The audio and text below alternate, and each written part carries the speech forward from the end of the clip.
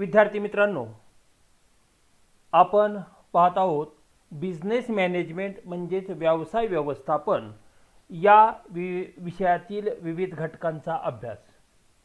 आज आपण नवीन घटक पाहणार आहोत आणि तेच म्हणजे संघटन रचना, ऑर्गनायझेशनल स्ट्रक्चर। विद्यार्थी मित्रांनो, संघटन रचना या घटकासंबंधातला हा पूर्ण थेरटिकल पार्ट आपण अभ्यासणार आहोत। विद्यार्थी मित्रांनो, मी प्राचार्य डॉक्टर किशोर जगताप, माझ्या या यूट्यूब चॅनलमध्ये आपणा सर्वांचं स्वागत। विद्यार्थी मित्रहो, माझी वेबसाईट आहे, फेसबुक पेज आहे, इंस्टाग्राम आहे आणि व्हॉट्सअप आहे। या सर्वांच्या लिंक या डिस्क्रिप्शन बॉक्समध्ये दिलेल्या आहेत, त्या तुम्ही फॉलो करू शकता।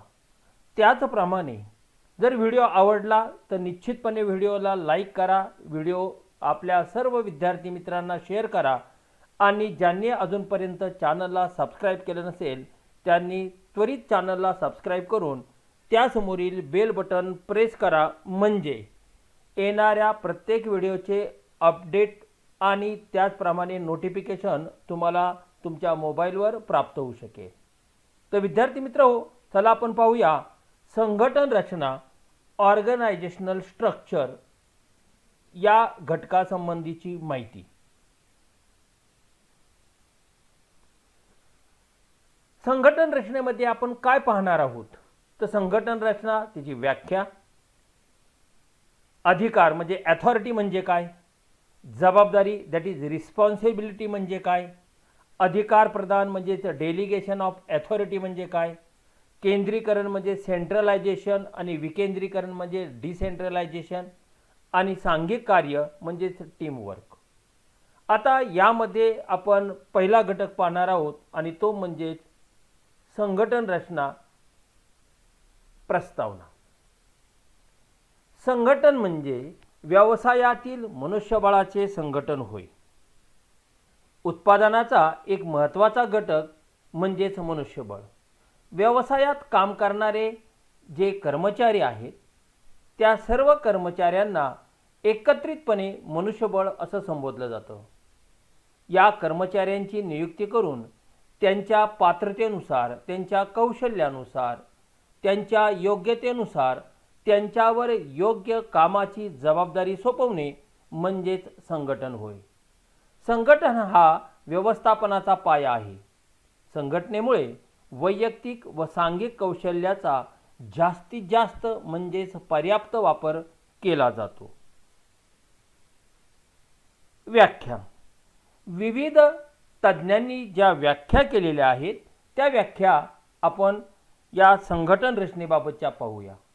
पहिली व्याख्या मॅकफार्लँड यांनी केलेली आहे। त्यांच्या मते निश्चित उद्दिष्टांच्या पूर्ततेसाठी एकत्रित येऊन कार्य करणाऱ्या व्यक्तींचा एक विशेष समूह म्हणजे संघटन होय। दुसरी व्याख्या आहे R.C. डेव्हिस यांनी केलेली।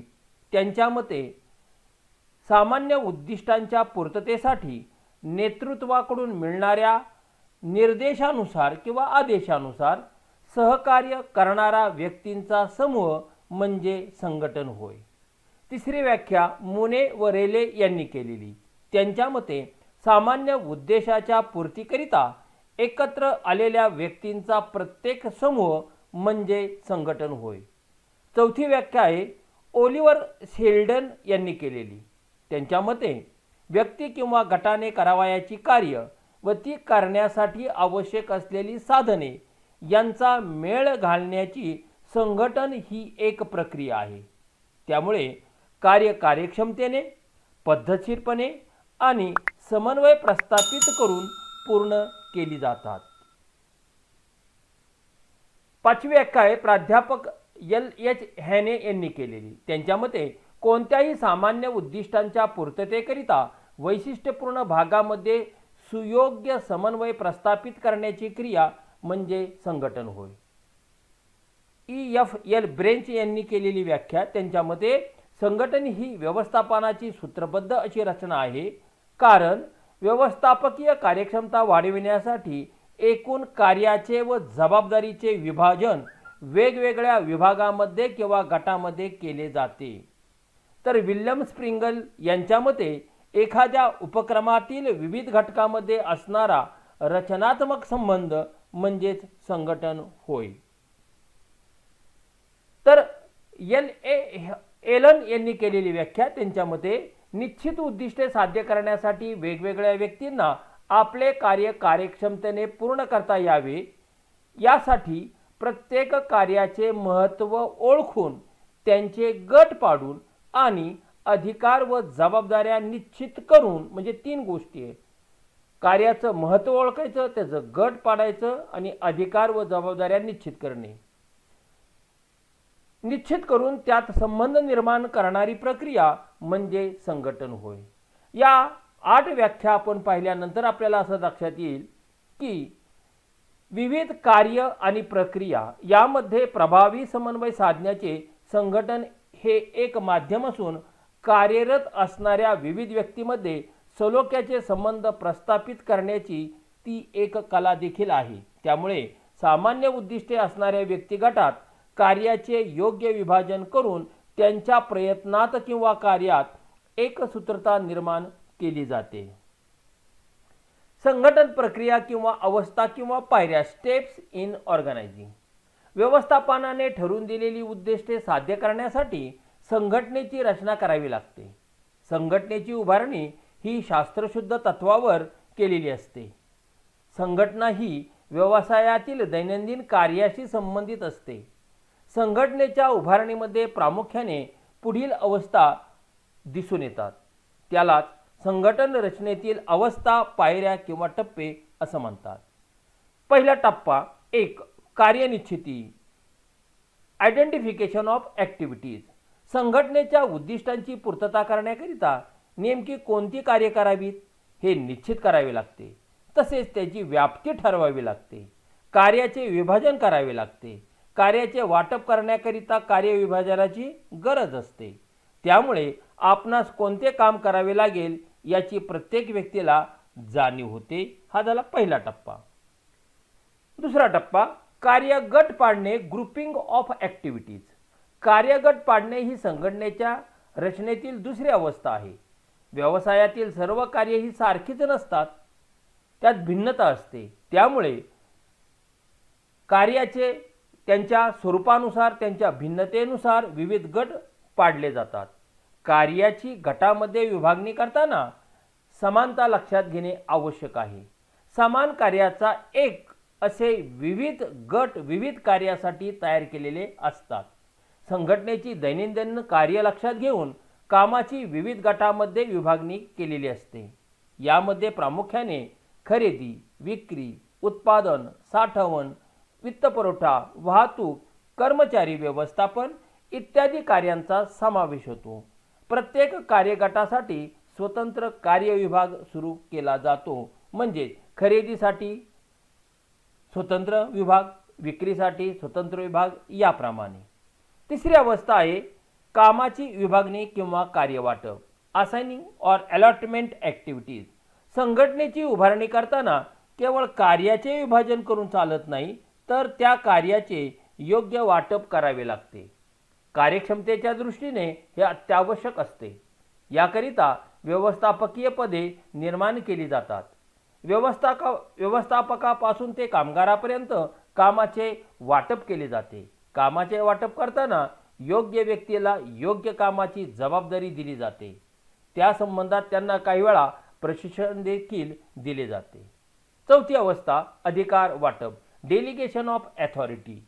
विविध व्यक्तीवर विविध कामांची जबाबदारी सोपविल्यानंतर त्यांच्याकडून कामे करून घ्यावी लागतात. त्यासाठी त्यांना काही अधिकार दिले जातात. अधिकार आणि जबाबदारी यामध्ये समतोल असणं आवश्यक आहे. अधिकाराचे वाटप करताना ते कामकाजाच्या गरजेनुसार करावे लागते. पाचवा टप्पा आहे रचनात्मक संबंध निर्माण करणे, इस्टॅब्लिशिंग स्ट्रक्चरल रिलेशनशिप. संघटनेतील विविध व्यक्तींमध्ये सहसंबंध निर्माण करणे हा संघटन उभारणी प्रक्रियेतील शेवटचा टप्पा आहे. संघटनेत विविध व्यक्ती असतात, विविध विभाग असतात. विविध विभागामध्ये कार्यरत असणाऱ्या विविध व्यक्तींमध्ये सहसंबंध प्रस्थापित करणे आवश्यक असते. संघटनेतील वरिष्ठ आणि कनिष्ठ यांच्यातील संबंध स्पष्ट असले पाहिजे. म्हणजेच कोणी कोणास निर्देश द्यावेत आणि कोणाला जबाबदार धरले जावे याची स्पष्ट कल्पना संघटनेतील प्रत्येक कर्मचाऱ्यास असलीच पाहिजे. त्यामुळे पोषक वातावरणाची निर्मिती होऊन कर्मचाऱ्यांची कार्यक्षमता वाढीस लागते आणि कामाचा दर्जा देखील सुधारतो. त्यानंतर पाहणार आहोत आपण या संघटनेची तत्वे किंवा सिद्धांत. Principle of organisation. संघटनेची तत्वे किंवा सिद्धांत तत्वे म्हणजेच नियम होय. व्यवसाय संघटन करताना हे सर्वसाधारण नियम पद्धती वापरल्यास चांगले व्यवसाय संघटन करता येते. संघटन रचना करण्यासाठी ही तत्वे व्यवसाय संस्थेला मार्गदर्शक ठरतात. व्यवसायाची उद्दिष्टे पूर्ण करण्यासाठी ही तत्वे अतिशय उपयुक्त असतात. पहिलं तत्व आदेशाच्या एकवाक्यतेचे तत्व. आदेशाच्या एकवाक्यतेच्या तत्वानुसार कर्मचाऱ्यांची जबाबदारी ही निश्चित होत असते. एका कर्मचाऱ्यावर किंवा एका विभागावर एकाच वरिष्ठ अधिकाऱ्याचे थेट नियंत्रण डायरेक्ट कंट्रोल असला पाहिजे आणि या कर्मचाऱ्याकडून किंवा विभागाकडून या एकाच अधिकाऱ्याचे आदेश पाळले गेले पाहिजेत. जर एकापेक्षा जास्त अधिकारी त्यांना आदेश देऊ लागले तर नक्की कोणाचे आदेश पाळावायचे याबद्दल कर्मचाऱ्यामध्ये संभ्रम निर्माण होण्याची शक्यता असते आणि म्हणून व्यवसाय संस्थेमध्ये आदेशाच्या एकवाक्यतेच्या तत्वाचा अंगीकार केला जातो. दुसरं तत्व आहे नियंत्रणाच्या विस्ताराचे तत्व किंवा नियंत्रण कक्षेचे तत्व. Span of control. व्यवसाय संघटनेमध्ये एका अधिकाऱ्याच्या हाताखाली किमान किती लोक असावीत किंवा कमाल किती कर्मचारी असावेत हे निश्चित केले पाहिजे. म्हणजे कमीत कमी आणि जास्तीत जास्त कर्मचाऱ्यांचा त्यामध्ये उल्लेख असला पाहिजे. त्या अधिकारी व कर्मचाऱ्यावर कामाचा अधिभार निर्माण होऊ नये व त्यांना आपली कार्य कार्यक्षमतेने करता यावीत या दृष्टीने ही कर्मचाऱ्यांची संख्या मग ती कमीत कमी असेल किंवा जास्तीत जास्त असेल निश्चित केली जाते. तिसरं तत्व आहे अपवादाचे तत्व. व्यवसाय संस्थेत कनिष्ठ अधिकाऱ्यावर विविध जबाबदाऱ्या व अधिकार सोपवलेले असतात. त्यानुसार ते आपली कार्य पूर्ण करीत असतात. त्यांच्या कार्यात हस्तक्षेप करणे किंवा कनिष्ठांची कार्य करण्याची वरिष्ठांना आवश्यकता नसते. परंतु काही वेळा कनिष्ठामार्फत एखादे कार्य व्यवस्थितपणे पूर्ण होत नसेल तर अशा वेळी वरिष्ठांना ते कार्य करून घेण्यासाठी स्वतः लक्ष द्यावे लागते. अर्थात अशी स्थिती ही अपवादात्मक परिस्थितीतच निर्माण होते. यालाच अपवादाचे तत्व असे म्हणतात. 4. अधिकार प्रदानाचे तत्व. Delegation of authority. व्यवसाय संस्थेत प्रत्येक कर्मचाऱ्याला किंवा अधिकाऱ्याला काही विशिष्ट जबाबदाऱ्या दिल्या जातात व त्यांच्याकडून त्यानुसार काम करून घेतले जाते. परंतु कोणतीही जबाबदारी पार पाडण्यासाठी त्या व्यक्तींना पुरेसे अधिकारही द्यावे लागतात.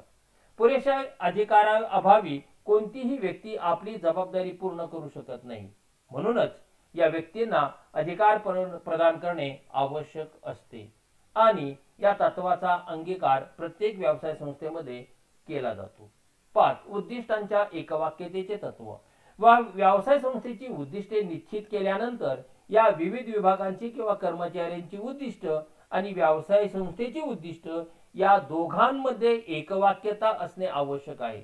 त्यांच्यात परस्पर विरोध असल्यास संघटन रचनेची हानी होण्याची शक्यता असते. 6. साधेपणाचे तत्व. व्यवसाय संस्थेची संघटन रचना ही क्लिष्ट व गुंतागुंतीची असू नये तर ती साधी, सुलभ व सर्व कर्मचाऱ्यांना समजेल अशी असणं आवश्यक आहे. या संघटन रचनेमुळे संस्थेच्या साधन संपत्तीचा काटकसरीने व कार्यक्षमपणे वापर केला जाऊ शकतो. 7वं तत्व सातत्यपूर्णतेचे तत्व. व्यवसाय संस्थेच्या संघटन रचनेतून व्यावसायिक कार्य त्वरित पूर्ण करता आली पाहिजेत. शिवाय ही कार्य सातत्याने व सुरळीतपणे चालूही ठेवता आली पाहिजे. 8. जबाबदारीचे तत्व. संघटन रचनेत प्रत्येक अधिकाऱ्याला अधिकार प्रदान केलेले असतात. त्यानुसार त्यांचे अधिकार व जबाबदारी निश्चित होत असते. प्रत्येक अधिकाऱ्यास आपल्या निर्णयामुळे होणाऱ्या परिणामांची जबाबदारी ही स्वीकारावीच लागते. असे असले तरी ही त्या अधिकाऱ्याच्या वरिष्ठ अधिकाऱ्यासही आपली जबाबदारी नाकारता येत नाही. कनिष्ठ अधिकाऱ्यांच्या कृत्याची जबाबदारी वरिष्ठ अधिकाऱ्याला ही स्वीकारावीच लागते. 9. अधिकार व जबाबदारी यातील समानतेचे तत्व. अधिकारी व कर्मचाऱ्यांना अधिकार व जबाबदाऱ्या देताना त्यांच्यात समन्वय असणे आवश्यक आहे. कमी अधिकार व जास्त जबाबदाऱ्या किंवा कमी जबाबदाऱ्या आणि जास्त अधिकार अशी स्थिती संघटक रचनेस हानिकारक असते. त्यामुळे अधिकाराच्या प्रमाणातच जबाबदाऱ्यांचे देखील वाटप केले पाहिजे. 10. लवचिकतेचे तत्व. संघटन रचना ही फार ताठर असू नये. काळानुसार किंवा परिस्थितीनुसार त्यात बदल करता येण्यासाठी लवचिकता संघटन रचनेत असलीच पाहिजे. परिस्थितीनुसार संघटन रचनेत बदल करून व्यावसायिक कार्य कार्यक्षमपणे पार पाडणे शक्य झाले पाहिजे. अशी लवचिक संघटन रचना व्यवसाय संस्थेमध्ये असली पाहिजे. 11. अधिकार श्रेणीचे तत्व. अधिकार श्रेणीचे तत्व म्हणजे अधिकार साखळीचे तत्व होय. मॅस्लो या तत्वज्ञानाने व्यवस्थापन शास्त्रज्ञाने अधिकार श्रेणी आणि अधिकार साखळीच्या तत्वाचा पुरस्कार केलेला आहे. या तत्वानुसार व्यवसाय संघटनेत वरिष्ठ ते कनिष्ठ अशी श्रेणीवार कर्मचारी रचना असणे आवश्यक आहे. वरिष्ठ अधिकारी कनिष्ठ अधिकाऱ्यांना त्यांची कार्य पार पाडण्यासाठी काही अधिकार प्रदान करतात. हे कनिष्ठ अधिकारी आपल्या हाताखालील कर्मचाऱ्यांना त्यांची कार्य पार पाडण्यासाठी काही अधिकार प्रदान करतात. अर्थातच वरिष्ठ श्रेणीपासून कनिष्ठ श्रेणीपर्यंत येताना अधिकारांचे प्रमाण हे कमी कमी होत जाते. संघटन रचनेमधील घटक. संघटन रचनेत एकंदरीत 8 घटक आहेत. संघटनेची उद्दिष्टे, कार्य, व्यक्ती यांचे परस्पर संबंध, कामाची विभागणी, अधिकार साखळी, नियंत्रण कक्षा, संदेश वहन, समतोल व लवचिकता आणि अधिकार व जबाबदारी समतोल. विद्यार्थी मित्रांनो, हा आपण पूर्ण थेरॉटिकल पार्ट पाहिल्यानंतर आपल्याला पुढील व्हिडिओमध्ये याच टॉपिक वरील मल्टिपल चॉईस क्वेश्चन्स पाहावयाचे आहेत. विद्यार्थी मित्रांनो, जर हा व्हिडिओ आवडला तर निश्चितपणे व्हिडिओला लाईक करा. आपल्या सर्व विद्यार्थी मित्रांना तो शेअर करा आणि ज्यांनी अजूनपर्यंत चॅनलला सबस्क्राईब केले नसेल त्यांनी त्वरित चॅनलला सबस्क्राईब करून त्यासमोरील बेल बटन प्रेस करा. म्हणजे येणाऱ्या सर्व व्हिडिओचे अपडेट्स तुम्हाला आणि नोटिफिकेशन तुमच्या मोबाईलवर प्राप्त होऊ शकेल. माझी वेबसाईट आहे, इंस्टाग्राम आहे, फेसबुक पेज आहे, व्हॉट्सअप आहे. या सर्वांच्या लिंक या डिस्क्रिप्शन बॉक्समध्ये दिलेल्या आहेत. त्यावर तुम्ही संपर्क साधू शकता किंवा इथे माझा ईमेल आयडी दिलेला आहे त्यावर देखील आपण माझ्याशी संपर्क साधू शकता. तर मित्रहो, पुढील व्हिडिओमध्ये आपण पाहणार आहोत याच टॉपिक वरील मल्टिपल चॉईस क्वेश्चन. धन्यवाद.